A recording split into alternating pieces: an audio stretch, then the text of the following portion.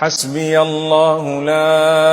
إله إلا هو عليه توكلت وهو رب العرش العظيم. السلام عليكم ورحمة الله وبركاته guys wax walbo idinta wanaagsan waa leelada insra channelka iga daawanaysiin waa kalsan cooking channel seetii ma fiican tihiin maasha Allah tabaarakallah saxaabta cusub ay ugu soo biirto waxaa leeyahay aad iyo aad u mahadsan tihiin kusoo dhawaada gacmo furan iyo qalbi saafiya aad iyo aad u mahadsan tihiin maasha Allah saxaabta hore ila joogto waxaa idin leeyahay ilaa gareeya soo dhawaada asxaabey maanta waxaa joogaa isbitaal Digfaar aabaa iga xanuunsan igu soo duceeyay in Ilaahay ii caafiyo iyo inta xanuunsan oo isbitaal ku jirto baalaha caafiyo inta xaafadaha joogto xanuunsan marka isbitaal Digfaar joogaa maanta waxaa rabaa inaan vlog yar ka soo duubo isbitaal Digfaar oo aad iyo aad u qurux badan Ilaahay horta inta xanuunsan isbitaal uma kaso ma fahamteen isbitaal ma jecli laakiin haddana aabaa naga xanuunsan isbitaalka nooga jiro marka daawasho wacan isbitaalka iyo siduu uu eg yahay maasha Allah intaas sii socono waxaan aani ku indha doogsanay idinkana igula indha doogsada ma fahamteen soo dhawaada asxaabteeda quruxda badan waa aad mahadsantiin sida ay la socotiin waa idinkaga mahadcelinayaa iyo sida ay ugu soo biiraysiin soo dhawaada maasha Allah tabaarakallah abaalkiina ma gudi karo ma fahamteen haddana isbitaalka gudihiisa dhaxdaan maroona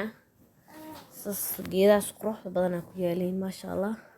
marka hadda kaamirada waxaa hoos ugu dhigaa dadka isbitaalka dad badan joogo marka sharci daro waayo qof raali kaaga ahayn inaad duubtid marka saas darteeda kaamirada hoos ugu badiyay maasha Allah soo dhawaada asxaabteyda haddana waa kana baakimada gaaradana meeshaas la dhigtaa wuu weyn yahay isbitaalka too much oo weyn yahay ma fahamteen meeshaan geedahaas quruxda badan ku yaaliin qaybtaana ka daran qaybta maqaayadda waaye maasha Allah dad badan fadhiyo ma la duubi karo qaybtaas marka hadda waxaa aadeynaa qolkii aaba jiifay kor u saaran yahay la dhahay marka xilli xun waa imaanay adiga 9 saac waaye waqtigii la xiraaya la joogaa dadka waa la soo raacdiyay marka hadda dabaqyaa soo koray ani kaliya la ogolaaday dadkii gabar kale walaashay la socotay waa la celiyay waxaa la dhahay labadiina qof galaayo marka aad soo fiiriyay dhahday sidaas darteed anaa soo baxay adana banaankay ku hartay marka waa la diiday marka waxaa la xilliga booqashada way dhamaatay socda camal had qolkii aabba kana waa galeena marka Ilaahay ku caafiyo aabbo cabaara la soo sheekaystay marka alxamdulillah hadda inta hore uu dhaamaa Ilaahay ha u siyaadiyo Allah noo caafiyo soo nabad qabana Allah ka soo saar isbitaalka iyo soo duceeya haddana waa soo baxay maadaama waqti igu socday waa la joogaa marka Ilaahay ha caafiyo Ilaahay noo caafiyo insha Allah inta xanuunsan baa Allah caafiyo biidhnillaahi alkariim haddana waa soo baxay dabaqii haddana orod ugu soo degay ileen gabar ila socoto walaashay banaanka joogto marka inta xoogaan aabbo u soo sheekiyay 1 saac camal la soo joogay marka alxamdulillah haddana waa soo baxay banaanka mara haddana waa kana banaanka joogaa mujeedin marka banaanka dheer u socdaa marka baay u sugaysaa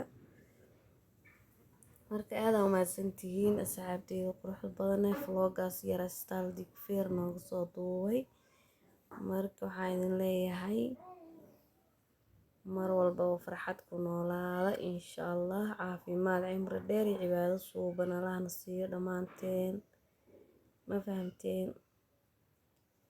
walaashiina waa taasa barasho wanaagsan soo dhawaada saxaabta cusub ay u soo biirtay iyo kuwa hore ila joogay wajigeyga aqoonin dhamaantiin waxaan idin leeyahay soo dhawaada barasho wanaagsan haddii aad maxaa la dhahay iska hor imaanis ma aqoon weyn camal ma fahamteen maasha Allah tabaarakallah haddana banaanka aada kadibna waxyara banaanka waxaa waaye mootada jaayta ma laga raaci karaa albaabka maalin hore qarax dhacayaa la xiray ilaa isgoyska banaadir. marka intaasaa lugeynaa haddana weli istaalkii dhex socdaa. hadda waxaa rabaa inaan banaanka u baxo,